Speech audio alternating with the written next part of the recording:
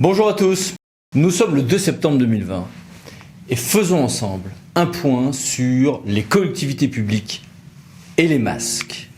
En ces temps de déconfinement, nous vivons sous le régime, pour l'essentiel, du décret du 10 juillet 2020, mais qui pour les masques a été modifié à la fin du mois pour nous dire que dans la plupart des lignes de transport, tout ce qui est mobilité collective, pour la plupart également des établissements recevant du public, ERP, ceux des catégories que voici, il doit y avoir port du masque à partir de 11 ans. Dans ceux des établissements recevant du public qui ne relèvent pas de ces catégories, c'est la même catégorie pour tout ce qui est incendie de secours, où il n'y a pas d'obligation de port du masque, c'est le responsable de l'établissement qui peut décider d'imposer le masque. Mais le préfet hors domicile peut toujours par arrêté prendre des mesures plus strictes, article 1er de ce même décret, sauf que, est-ce que sur la base de ça, un préfet peut dire sur toute une ville, sur toute une agglomération, allez hop, dans toutes les voiries, sur toutes les voies, les personnes de plus de 11 ans doivent porter un masque. C'est ce qui a été fait dans beaucoup de grandes agglomérations. Est-ce que ça sera validé par le juge ? On a eu aujourd'hui même une censure par le tribunal administratif de Strasbourg de cette pratique préfectorale. En effet, un arrêté qui, sur plusieurs grandes villes du Bas-Rhin, dont Strasbourg bien sûr, imposait sur l'ensemble du périmètre, sur des amplitudes horaires énormes, le port du masque tout le temps et en toutes circonstances, a été considéré comme excessif, comme pas assez calibré, si vous voulez, pour être validé par le juge. Censure donc. En fait, on a eu sur les arrêtés de police des maires et des préfets de très nombreuses jurisprudences. S'agissant de celle des maires, voici quelques exemples de jurisprudence, avec quelques débats d'ailleurs sur le point de savoir quelles sont celles des libertés qui sont menacées par le port du masque. Plusieurs décisions du à Strasbourg. Mais s'agissant des arrêtés de police des maires, cette fois-ci, et non plus des préfets, la règle a été donnée par une décision du Conseil d'État du 17 avril 2020, disant en gros que ce n'est que pour des circonstances locales, le juge n'a pas dit exceptionnel, mais l'idée y est, que le maire peut, en calibrant très précisément, prendre des arrêtés. Ce qui a donné lieu, pour l'essentiel, à des censures par le juge des arrêtés pris par les maires pendant l'époque de l'état d'urgence sanitaire, à quelques exceptions près, voire Théâtre Cergy-Pontoise, 28 mai 2020. Mais on n'est plus en période d'état d'urgence sanitaire. Alors que va nous dire le juge aujourd'hui ? Eh bien le juge, en tout cas le TA d'Amiens et le TA de Nice, ont admis des arrêtés de police des maires qui pourtant étaient assez larges, avec pour autant le même raisonnement, la même grille d'analyse que pendant l'état d'urgence sanitaire, mais entre-temps, les maires ont appris à mieux argumenter leurs arrêtés, et les juges ont pris en compte le fait que finalement ces arrêtés semblaient pouvoir être validés même avec une certaine amplitude, mais quand même avec une proportionnalité à avoir dans les mesures prises, l'amplitude géographique et horaire, sinon on aura la même censure que celle que j'évoquais tout à l'heure du théâtre Strasbourg.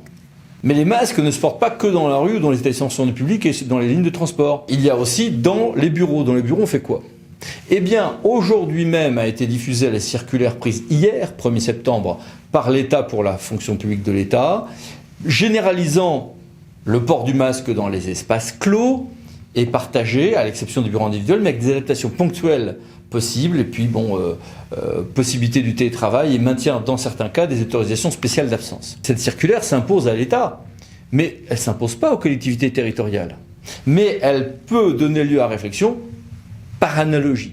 Le maire employeur, le président du conseil départemental employeur, etc. pourront donc faire leur propre réglementation en s'inspirant de ce que fait l'État et en s'inspirant aussi du protocole national pour assurer la santé et la sécurité des salariés face à l'épidémie Covid-19 du 31 août et des recommandations très précises et intéressantes du Haut Conseil de la santé publique sur les masques dans les lieux collectifs clos du 20 août 2020.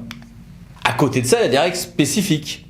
On a un guide ministériel sur les modes d'accueil et Covid-19 qui a été mis à jour le 30 août sur la petite enfance et qui confirme, mais c'est pas nouveau, que le port du masque reste facultatif en présence des enfants, mais qu'il reste obligatoire pour les parents et entre adultes, bien évidemment. Et toute une série de règles également ont été prises, vous le savez, vous avez mis en œuvre la rentrée scolaire sur le scolaire. Alors vous allez me dire, oui mais ça c'est du droit un peu gazeux, c'est des protocoles. Tout à l'heure on parlait d'arrêtés, on parlait de lois, de décrets, ok. Là c'est des protocoles, des recommandations. Ah oui, c'est du droit gazeux.